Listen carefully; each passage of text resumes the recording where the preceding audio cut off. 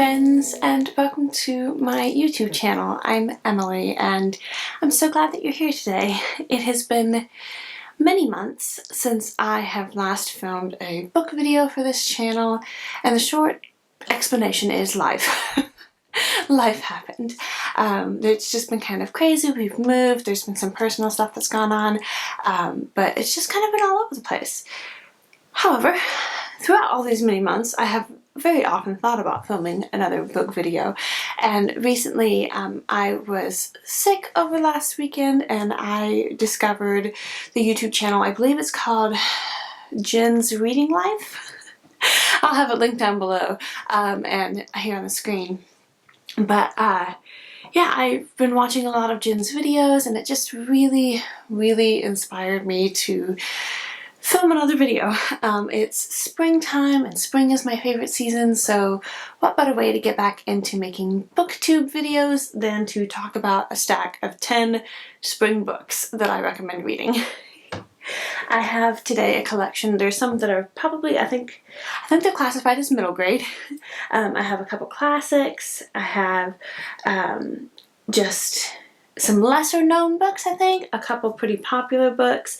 I tried to kind of find a good combination of different books that I have read and really enjoyed and were pretty springy. It is surprisingly difficult, I find, to think of spring books. I can think of summer books, I can think of fall books, I can think of winter books. For whatever reason, spring is a harder one to find, and I think it may just be because spring is a shorter season, and so there's just less of the spring focused books, but I feel like I've got a good selection here today. So in no particular order, let's go ahead and just dive right in. The first book that we're going to talk about is Sally Ann by Susan Scarlett, and this one is not necessarily set in spring, but I feel like in spring I often like to read sort of lighthearted, wholesome romances, and this one fits perfectly into that description.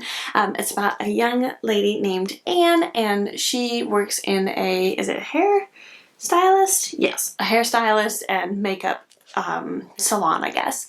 And she is helping with a wealthy family. There's a young lady that's getting married, and one of the bridesmaids falls ill, and Anne was supposed to be the one that comes up and helps with some of the hair and makeup and stuff. And so she's there and they're like, oh no, we don't have anyone else to replace this bridesmaid. The wedding's gonna look terrible if we don't have the bridesmaid. So they capture Anne and, not really capture her, but they pull her into filling in for the bridesmaid role. And because she does that, she meets a young man, and then there's all this different, it's a lovely story. It's very sweet, very wholesome, just kind of cozy little romance that I think is perfect for springtime. Yeah, I really enjoyed it. This is actually, the fun part about it is that Susan Scarlett is actually a pen name for Noel Streatfeild, who is famous for writing the, I think it's called the shoe books, like ballet shoes and stuff, which ballet shoes is another one that's great for springtime, but it's not on this list because I don't have a copy. But yes, so I really enjoyed this one. This is the only one that I've read so far by Susan Scarlett, but she has a whole collection of other, I guess, kind of wholesome, sweet romances that I would like to pick up, but I haven't yet, so this one I recommend. The next one is a fairy tale retelling that I have read more times than I can count, and it is Spindle's End by Robin McKinley, and this is a retelling of Rapunzel. I was about to say, no, Sleeping Beauty. It is Sleeping Beauty. I was going to say Sleeping Beauty and then I said Rapunzel, but it's a retelling of Sleeping Beauty, and it's just lovely. I love it so much. It starts off focusing on one character, and then it kind of switches around and focuses on the main character, who is Rosie. She is the princess who is whisked away from the evil fairy who has, if you know the story of Sleeping Beauty, it's, you know, the little girl or the baby who's born to the king and queen, and the evil fairy gets upset because she wasn't invited to the feast, and so she curses the princess to prick her finger on her I think on this one they changed it to the 18th birthday, but I think in the classic one it's like her 16th birthday. Can't remember for positive sure if she's 16 or 18. But she's cursed to prick her finger on a spindle and die. And then the good fairy is able to change the curse and make it so that she would just sleep for 100 years. And so that's kind of like the classic story, and this is a bit of a retelling of it. And it is just so, so lovely. There's the ability to talk to animals, which I love. It's like a fairy gift, because in this book, there's sort of fairy magic abilities kind of run in the family, and so there's like lesser fairies. I don't know if I'm explaining it very well at all, but I highly recommend it. It's just a sweet, another sweet sort of wholesome, there's a little bit of romance in it, but it's also just a fantasy fairy tale retelling, and I absolutely love it. There's a bunch of Robin McKinley books that I have read and very thoroughly enjoyed. So the next one is a classic. I feel like one of the most commonly recommended romance books of the classic variety would be Jane Austen. And today I'm not going to recommend any of the super popular ones like Pride and Prejudice. I'm going to recommend Mansfield Park. And this is definitely a much lesser talked about, much lesser read book, but I think it is just so good. It is definitely a slower pace, and it is quite a chunky book compared to some of the other ones, but it is just, I think Fanny, who is the heroine of this story, is a highly underrated Austen heroine. But this story, if you're not familiar with it, is about a young girl who is born into a very poor family, and her rich aunt and uncle decide to basically kind of sponsor her. She becomes their sort of ward. She goes to live with her aunt and uncle and her 4 cousins, and to be kind of educated and turned into a lady, if you will, because her own family is very poor. There's a lot of children, and they just don't have the money to appropriately educate their children to the level of lady and gentleman that is society standard. And so she goes and she grows up and she lives in Mansfield Park. And I really like this story. I think it has, again, a sweet romance, and like I said, it is a slower paced one. Fanny is not your sort of witty Lizzie Bennet character. She's a gentler heroine, and I relate to that a lot more. I do not find myself to be a particularly witty person, and so I really appreciate the sort of gentler characters, gentler heroines in the Austen novels, such as Eleanor from Sensibility or Anne from Persuasion. Persuasion is my favorite Austen novel. It is so good. But I highly recommend, if you haven't read this one and you are a fan of Jane Austen, I do recommend you check it out and read it, because it is really so good. Okay, for the next book, it's from another one of my all-time favorite authors, and that is A Girl of the Limberlost by Jean Stratton Porter. And I recommend this one because there's a lot of nature and lots of nature themes in this book, which is kind of a reoccurring theme in many of Jean Stratton Porter's books. It doesn't begin in spring. It starts kind of in the fall time when, oh man, I just lost her name. Eleonora. Okay, I was gonna say Lenora, but Eleonora is the heroine of this book, and she is going to go to the local high school, I believe, and she does not come from a very wealthy family, so she's really having to kind of make do, and she doesn't really particularly fit in at the school, and she kind of has a tumultuous relationship with her own mother, who is kind of maybe more of a harder, sterner parent. And so it's kind of talks about in the beginning where she's having to brave this daunting task of trying to educate herself and learn, while also facing the fears of all the other girls in this high school. And if you've gone to any sort of school or been around any sort of teenagers, you know that they can be quite unpleasant at times. And so it's kind of her trying to push through that and get a good education, because she really wants to learn. And there's lots of descriptions of the swamp area, the Limberlost swamp, and like she has to go into the woods and find like moths and butterflies that she sells so that then she can afford to buy books and clothes and things. And there's a really great transformation for her own mother, and it's so lovely. It's very spring-esque. It does go to the springtime and stuff, but it has lots and lots of nature bits in it. And I think that that's just something that really epitomizes spring for me, is that everything's kind of coming alive. And so there's birds and flowers and trees and all of those sorts of things. And so I really feel like this is very springy. The next book is one that I haven't read the entire series yet. I found this a couple of years ago and I fell in love with it, and I read I think half of the series like voraciously, and then I couldn't get my hands on the rest of them, and so then I was trying to work on purchasing them and I just haven't gotten around to finishing it. And it is an Irish Country Doctor series by Patrick Taylor, and particularly this first book. It's I really recommend it if, let me think, I had to pause and go and resettle my toddler. He's going to have for his nap. As I was saying, an Irish Country Doctor. It's a lovely, lovely series set in, as you may guess, a small, small Irish village. And if you're a fan of like the what's it called? All Creatures Great and Small TV series, which is based off of James Herriot's books, I would highly recommend this as sort of like the people version.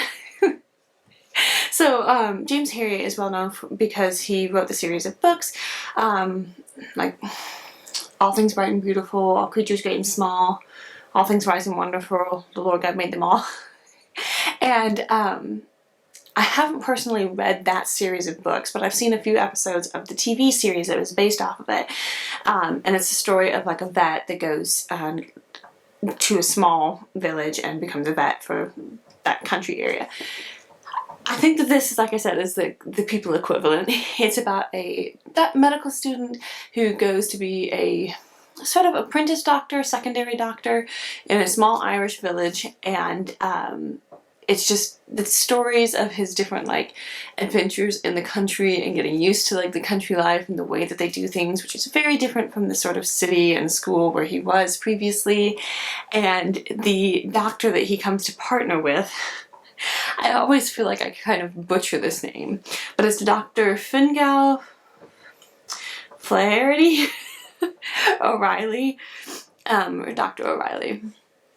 And Dr. O'Reilly is a character.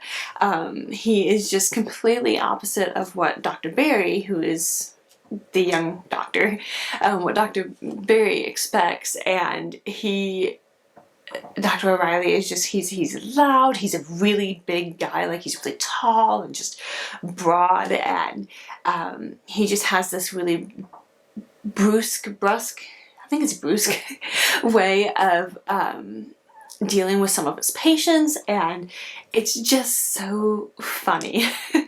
And they have the housekeeper that takes care of them, which is Mrs. Kincaid, but they call her Kinky, which is really funny.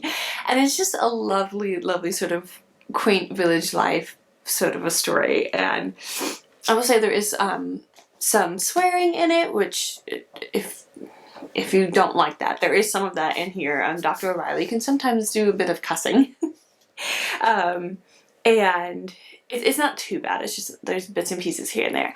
And I can't remember if it's in this book or one of the later books in the series. There is a little bit of romance, sort of love scene thing, but it's very brief. Most of the book series is just all about Dr. Barry and what he's doing, and then sometimes there'll be sort of flashbacks of Dr. O'Reilly from when he was in school before the war, and it's just like I'm saying about all of these books. All the books that I'm recommending are some of my top favorites.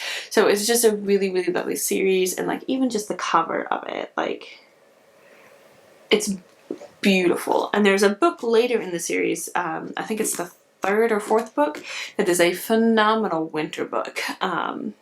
I think it might be the fourth book.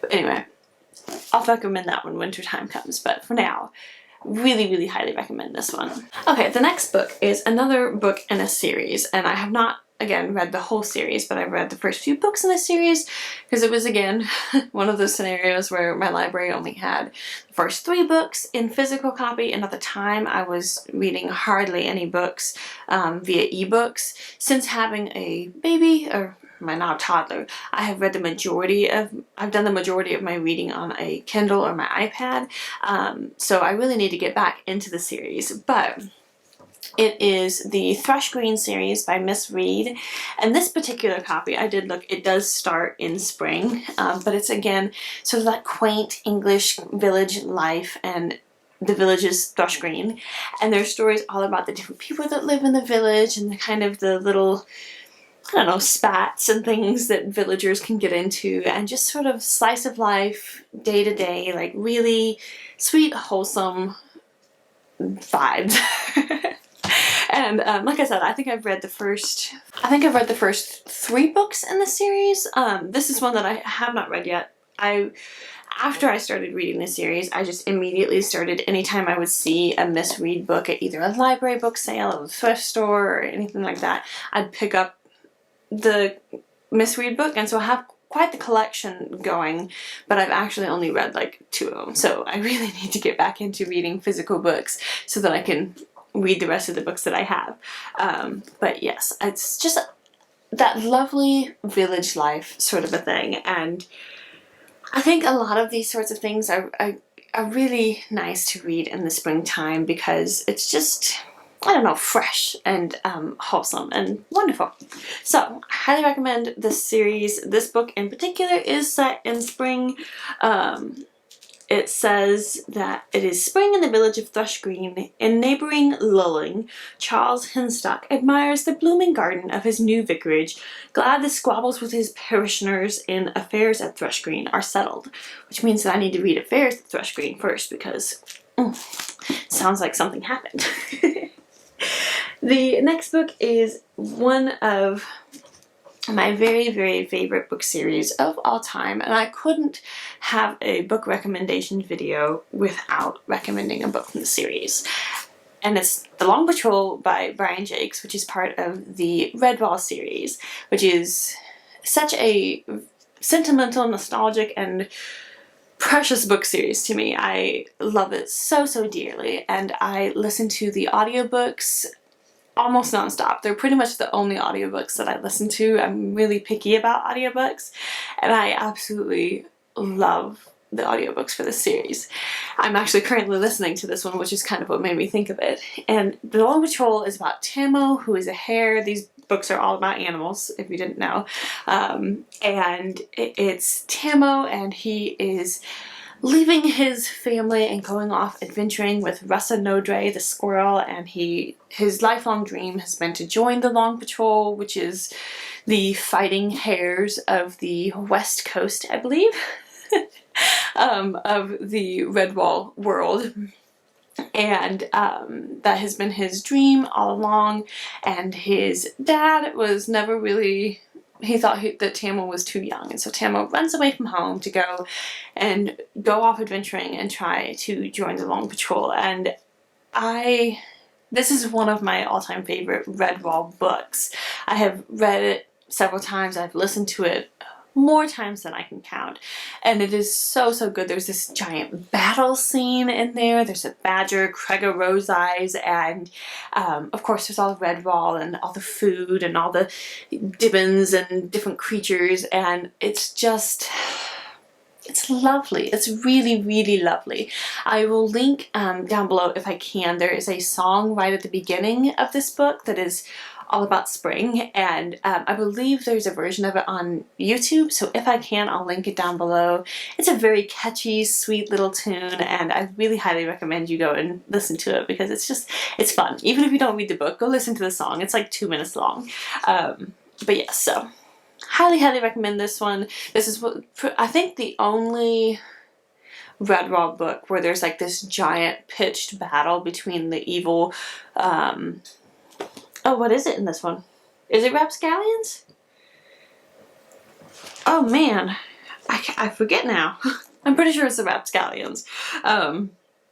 Yes, it's the Rapscallions. There's another R villain horde in another one of the books, but yes, it's the Rapscallions, who are the evil rats and ferrets and weasels and foxes and sort of villains, and the good creatures, which are all the hares and squirrels and otters and mice and hedgehogs and moles and all that. So such a good book. I recommend the whole series all the time, like anytime. Read the series. But if you want a specific one that starts in spring, The Long Patrol is it. And the next two I have are older middle grade children's books, I believe. I'm not very good at knowing the official classifications of like junior readers and easy readers and blah blah blah. I don't pay attention to that. The first one is Heidi by Johanna Spyri. I don't know if I've ever really thought about saying that out loud, but this is very much a classic children's book. I absolutely love it. I have read it many times. It's about a little girl who's an orphan, and she goes to live up with her uncle on the Alps mountains.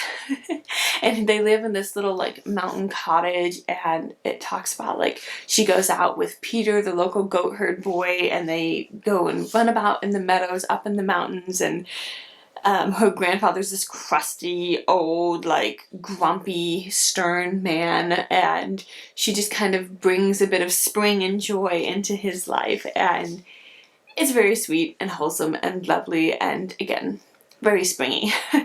And the descriptions of nature and their little cottage, like, oh, the cottage descriptions, so lovely.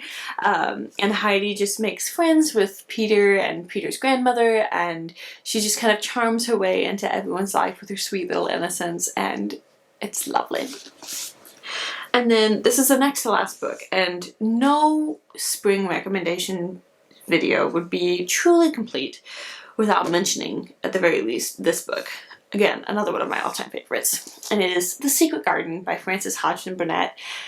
Classic spring book. Like, you pretty much can't get any more spring-like than this book.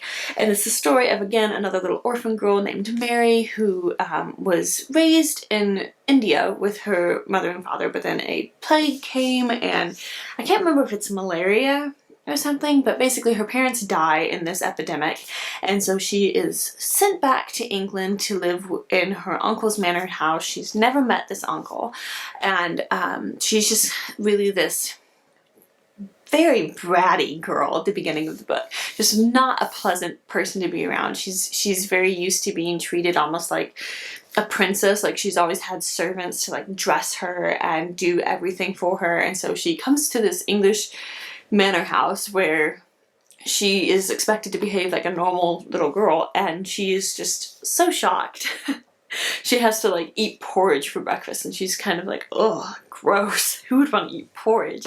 And there's this lovely servant girl named Martha who is responsible for like really helping take care of her, and Martha comes from a large and poor family, and so she just cannot comprehend how this little girl could be so bratty and entitled. And it's just really sweet seeing like Mary's character development over the book as she really learns how to be just a normal little girl. And she discovers a garden, and she goes out in the garden, and there's descriptions of like her trying to bring this garden back to life and grow different plants, and how like the little flowers, like the flower shoots are coming up, and she just gets so excited, and yeah, it's amazing. Perfect spring book. I read this again many times, and I'm really delighted that I particularly have this gorgeous copy, which is illustrated by Tasha Tudor, who is one of my favorite illustrators. So there's just sort of illustrations scattered throughout the book. I don't know if there's any, like, oh, there are full color ones. Okay. Like this. It's beautiful. Just lovely. So, yes. And then the last book that I want to talk about today, I don't actually have a physical copy of it. I desperately want to have a copy of it. And it is Venisha by Georgette. if you're a fan of Jane Austen and period dramas and things of that nature, I highly recommend you check out Georgette Heyer in general. But Venisha was the first book by Georgette Heyer that I personally read, and I loved it. It really, really helped me fall in love with Georgette Heyer. She has a different type of writing and a different style of writing that can take just a little bit of getting used to at first, but it fits the time period that she's writing about so perfectly. Like, you just feel almost like you're there, because the way that she writes is just in very much that older style of English, if you will. And it's very, Georgette Heyer has Regency books, and then she also has a collection of like murder mysteries, which I love a good golden age murder mystery, and I have read many, many of them. And I have read, I think, almost all, if not all, of Georgette Heyer's murder mysteries. But we're talking about Venisha, and Venisha is about a young lady who is living, she's a bit of an old maid, almost an old maid for that time period. I think she's like early 20s, and she is living at her family estate. Technically her older brother is supposed to be in charge of the estate, but he's kind of off doing his thing, and he didn't come back home to take up the reins of estate management when their father died. So Venisha has been pretty much running the estate and taking care of her younger brother. And then into the neighborhood, this rakish gentleman moves into the neighborhood and happens to meet Venisha, and the story unfolds. It's really, again, I feel like most of these books have had some element of a sweet, wholesome romance. Georgette Heyer's books are all clean romances, which I very much appreciate. I feel like that's kind of a hard thing to find sometimes. But they're very sweet and wholesome and lovely. And this book in particular, I just really, really enjoyed it. It's lots of descriptions of the countryside and the nature and just the different people and the way they talk to each other, and there's of course some conflict that comes up, and I just so highly recommend it. It's so good. I'm planning to reread it here in the next bit. I actually have it on my Kindle at the moment. I got it from the library, and I've been meaning to read it, but I've been on a real Louis L'Amour reading kick for the last 3 months. And now that spring is arriving, I'm ready to read some sweet, wholesome romances. So I'm planning to pick up Venisha very soon here. I will say it does have a bit of an age gap romance, so if that's not your thing, something to be aware of. I personally really love age gap romances, particularly when they're in the historical setting where that was a very common practice. I really like it. I enjoy it. I think it's sweet. So, those are all 10 of the books that I would highly recommend that you read. I wanted to very, very briefly show you 3 books that I am planning to read here shortly, very soon. The first one is Miss Buncle Married. You can't read it. This is actually a copy, I believe it is Persephone Books. I was able to pick it up for $1 at my library sale, and I had watched some of Miranda Mills here on YouTube, and she talked a lot about Persephone Books, and so I saw this one and I was like, oh, it's one of those fancy books. I read the Miss Buncle's book last year or the year before, can't remember which, and they're by D.E. Stevenson, and I thoroughly enjoyed Miss Buncle's book, and so this is the second book in the series, and I've been meaning to read it for ages, but I haven't gotten to it, so I'm hoping to pick this one up soon. The next book is going to be very much a reread for me. I have read this again more times than I could possibly count, and it is Christy by Catherine Marshall. This is a slightly beat up looking copy, but it is a lovely story of a school teacher or a young girl who goes to work in sort of the back hills of Tennessee to be a school teacher to some very poor children from poor families, and it's, again, I have a theme here. I cannot resist a slight romance, a wholesome romance. So there's a bit of romance in this. It's definitely not the main part of the story. There's so much more to the story than just the romance, but there's an element of romance in it, which I always appreciate. And it is just the development that Christy goes through in this book, and then Miss Alice in this book, who's a Quaker. She sort of started the mission that Christy's going to work for, the charity mission thing. And Miss Alice has so much wisdom that I feel like every time I read this book I pick up something new. So it's high time for a reread. It's been a few years and I'm really looking forward to it. And then the last one is because of watching Jen from Jen's YouTube videos. She has talked about Mary Stewart and how much of a fan she is of Mary Stewart's books. And I had heard about Mary Stewart again last year or the year before, watching some of Miranda Mills videos, and so I had purchased a couple of her books, and I read the one and I didn't love it. I don't know if it was just not the right time or what, but I didn't love it.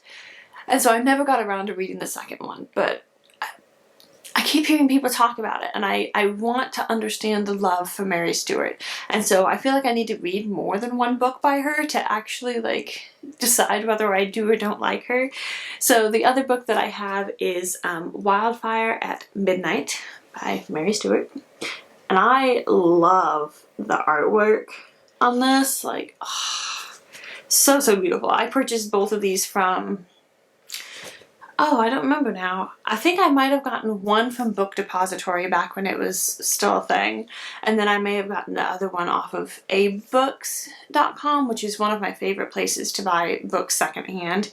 And so this one, it says, I'll read you the little blurb. It says, following a heartbreaking divorce, Johanna retreats to the Isle of Skye, hoping to find tranquility in the island's savage beauty.